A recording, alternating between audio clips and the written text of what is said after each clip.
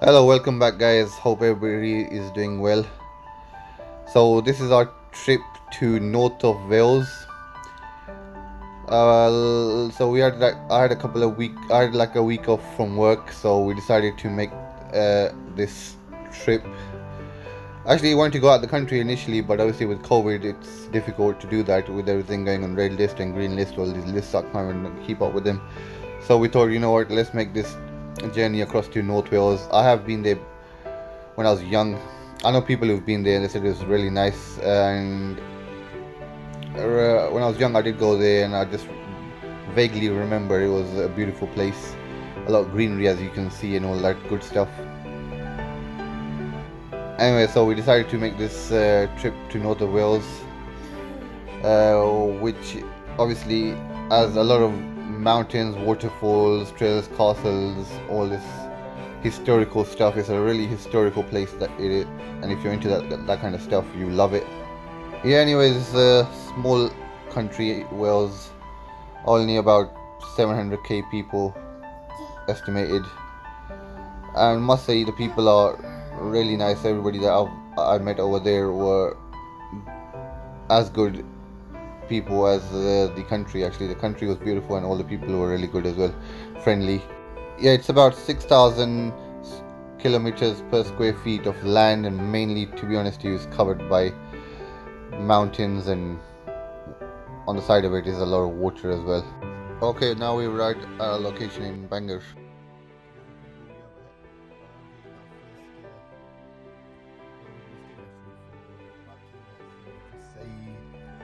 The city of Bangor. I think over here people pronounce it Bangor. It's right up north of Wales. As you can see from the drive we had, it was really lovely green mountains and on the sea on one side.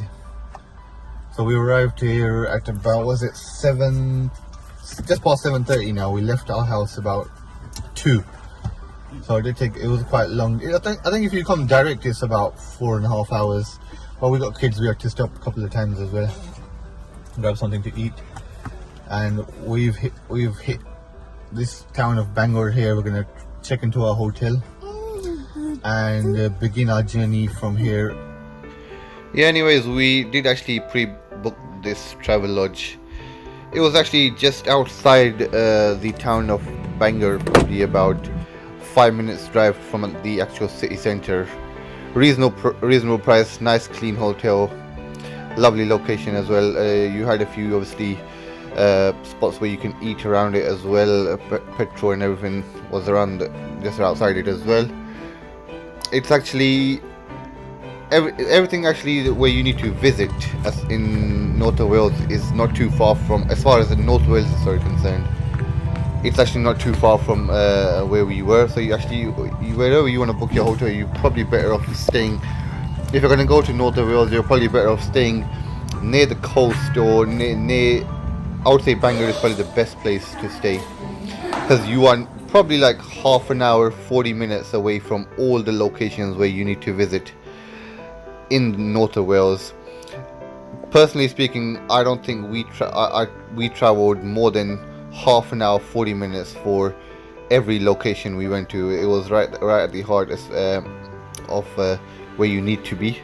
Yeah, again, as far as the hotel is concerned, it was a reasonable price. Nice big room, 3 beds, perfect for a family of 4. Nice, clean. Obviously with COVID and everything, there was a few restrictions, but not too bad. Enjoyable everywhere. So now we are on the hunt for some food. If you are going to come to this location, it is a little bit of a problem as far as food is concerned. Behind you, as you can see, Burger King closed, Sainsbury's closed. It's a Sunday. And it's about 9. And this stuff is closed. We have Starbucks over there, but you ain't gonna find much over there. Burger King would have been alright for maybe like a veggie burger or something, as far as if you're looking for halal food. But it's closed right now. We are gonna try the city, I think it is, Bangor. It's about 3 miles from here. Let's see if we can find any food.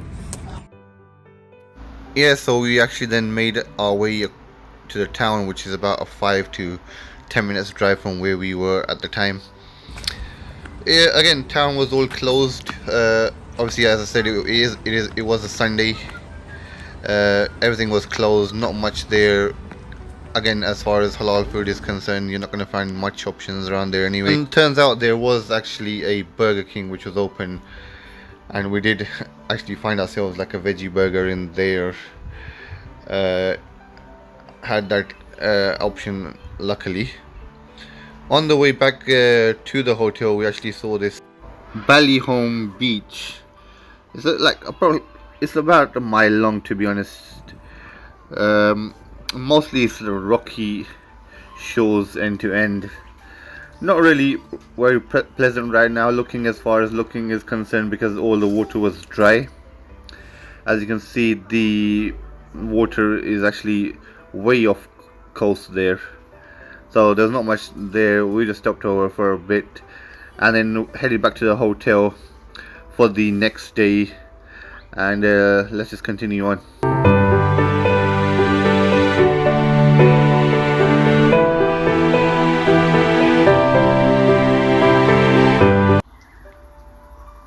So day 2, well, technically day 1, because the first day was mainly travel. We didn't travel much, didn't see many things on the first day. So this is the first day of actual exploring. So yeah, we're off to the city of Carnavan. It's probably about a 20-minute drive from where we were in Bangor. There is a famous castle over there called Carnavan Castle. This castle was actually built by the Romans. It was a motte and bailey castle from the late 11th century until 1283, when King Edward I of England began to replace it with the current stone structure. It cost about 20 to 25,000 pounds until it ended in 1330. And currently the constable is Bailey Lord Lieutenant of Gwahened, I believe it's pronounced. It is a Welsh word, so apologies for the pronunciation. So one quick note: if you are going to visit these castles and these historical places, if you do ever go to Wales, I'm not sure if it's actually during COVID or if it's like this if it's like been like this forever. But you are better off booking, pre-booking this stuff, because we did arrive there and found out that we could not go in without pre-booking. And by the time we did try to pre-book online, we were actually trying to book it right outside, and turns out it was fully booked on that day. But it was a beautiful structure anyway. If you look at it, it's right by this little river which leads into the sea. Lovely place. I'm sure it would have been beautiful from the inside as well, but it's just it was a pity we actually did not have the tickets to go inside there. So yeah, just a quick note: if you are gonna go make this journey, do visit the National Welsh website. I think it is. You'll find it. Google it and you find it, and you have to book if you want to visit these castles and these national treasures, as they call it. The river which actually is by the castle is the Afon Scient, which then leads on to the Celtic or the Celtic Sea, depending on which part of the world you are from, and then that also then leads into the North Atlantic.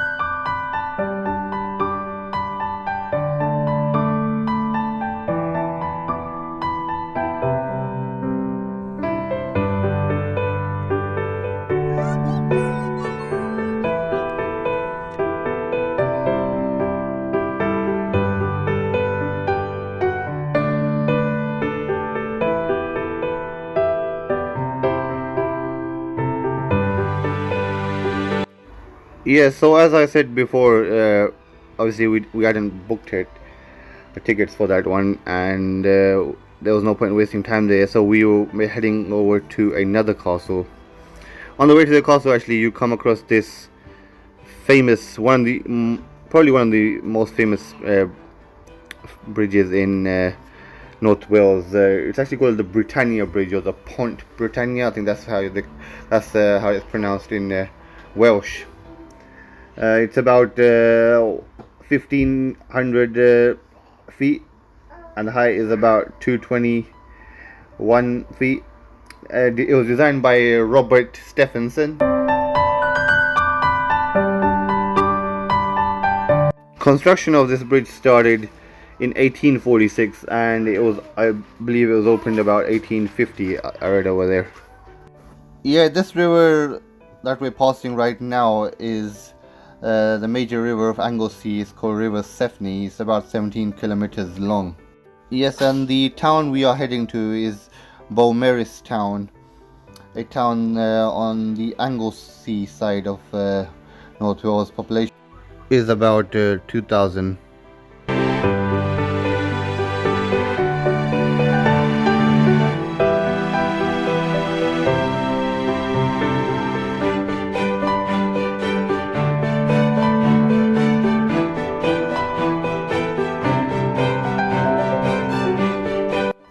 This town is actually mainly famous for the Bowmeristown Castle that we were actually visiting over there.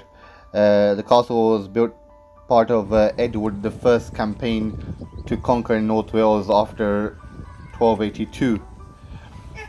Construction of the castle started in 1284, but I think it was delayed due to lack of funds, and began again in 1295. It was built by James of St. George.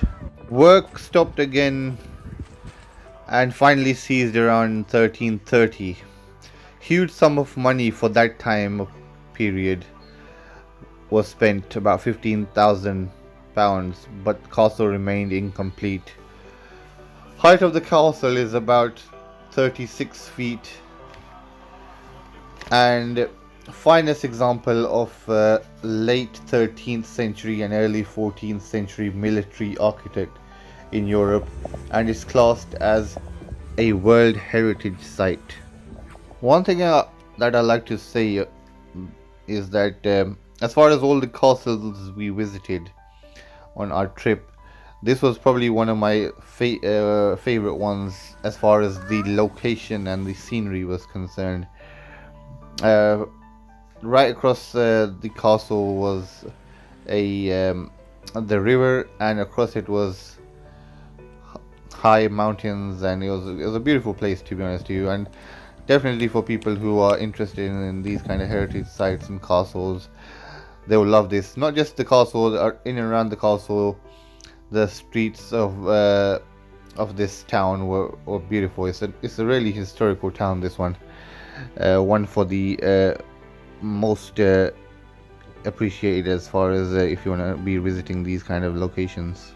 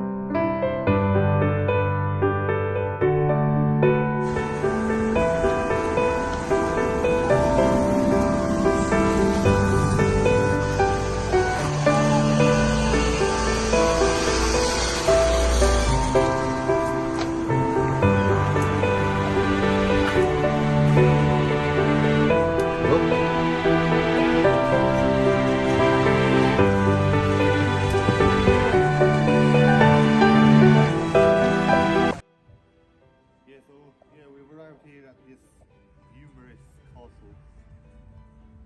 It's actually a World Heritage Site. over here.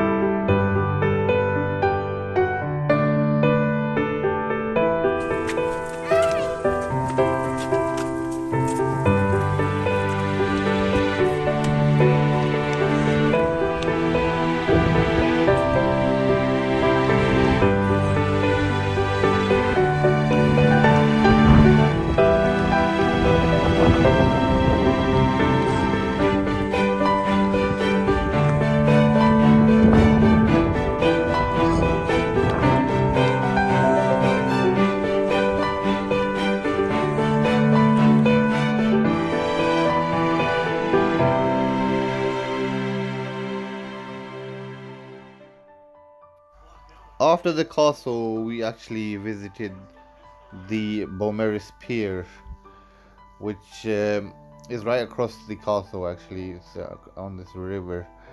It's made of wooden piles and iron. It was originally opened in 1846, but it was damaged during a storm. It was actually rebuilt in 1872 and extended in length to 570 feet in 1895. This building actually, it's the RAF boat. I think it's the lifeboat or whatever it is. Actually, further down in the video, you actually see they actually had to send one of the lifeboats out. I think something happened in the river further up. I'm not sure exactly what happened, but it's definitely some kind of emergency. Anyways, on this pier, you can also actually buy tickets to jump on a boat and go explore the part of the sea. I think it's a Puffin Island or something like that. You can buy, I think mainly again tickets you have to book online.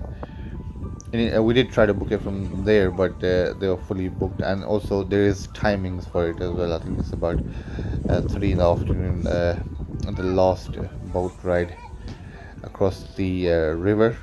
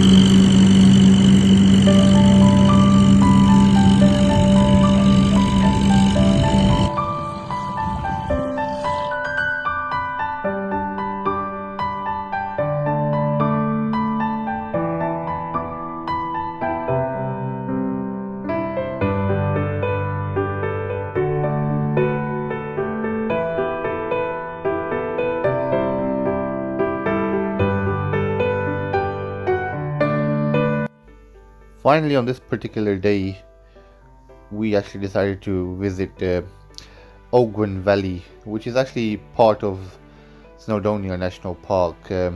It's just at the start of it, to be honest. Snowdonia is a bit further up.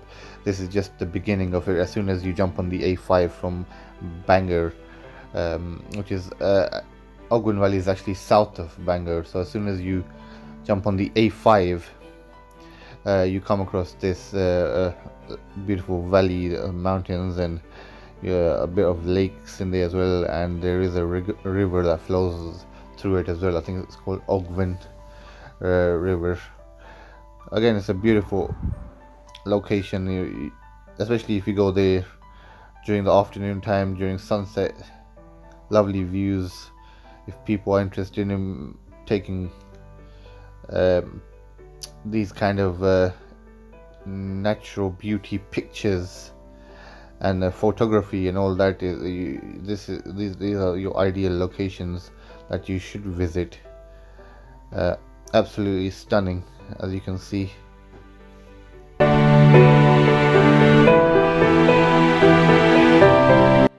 Definitely it calms you down and you feel relaxed when you see all this greenery and water. It's hard to explain honestly when you go there and you see this stuff. It's hard to explain in words for as far as how you feel about these locations. So yeah, guys, we did actually go for a week and we did explore a lot of places in North Wales. Obviously, we couldn't do all of Wales. So in order to show us all the details and show it properly, I think it's best to make this a 3-part video. Enjoy this part. Next part, we're actually going to be visiting Anglesey side and the Conway town. Anyway, if this video's helped you in any way, like, share, subscribe. Stay tuned for the next videos. It will be coming out soon. Thank you so much. Take care of yourselves. Goodbye.